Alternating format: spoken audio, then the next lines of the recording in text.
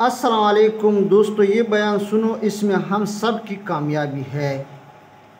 حضور اقدس صلی اللہ علیہ وآلہ وسلم نے ارشاد فرمایا کہ جو شخص لا الہ الا اللہ کہے اس کے لیے جنت واجب ہو جائے گی، اور جو شخص سبحان اللہ و بحمدہ 100 مرتبہ پڑھے گا اس کے لیے 1,24,000 نیکیاں لکھ جائے گی۔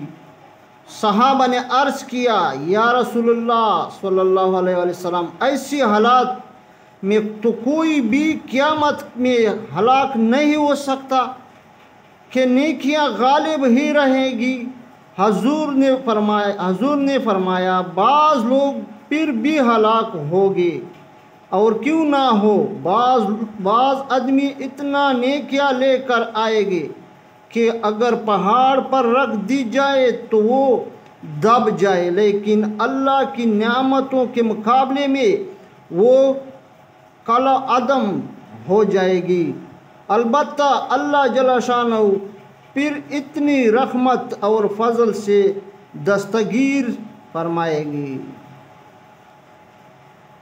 حضور اقدس صلی اللہ علیہ وسلم نے ارشاد فرمایا کہ جو شخص لا الہ الا اللہ کہے اس کے لیے جنت واجب ہو جائے گی، اور جو شخص سبحان اللہ و بحمدہ 100 مرتبہ پڑھے گا اس کے لیے 1,24,000 نیکیاں لکھ جائے گی۔ صحابہ نے عرض کیا، یا رسول اللہ صلی اللہ علیہ وسلم، ایسی حالات میں تو کوئی بھی قیامت میں ہلاک نہیں ہو سکتا کہ نیکیاں غالب ہی رہے گی۔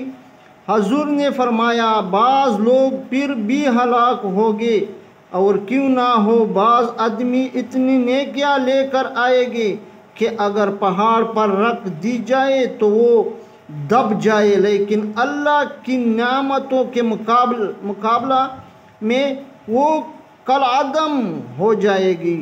البتہ اللہ جل شانہ پھر اپنی رحمت اور فضل سے دستگیر فرمائے گی۔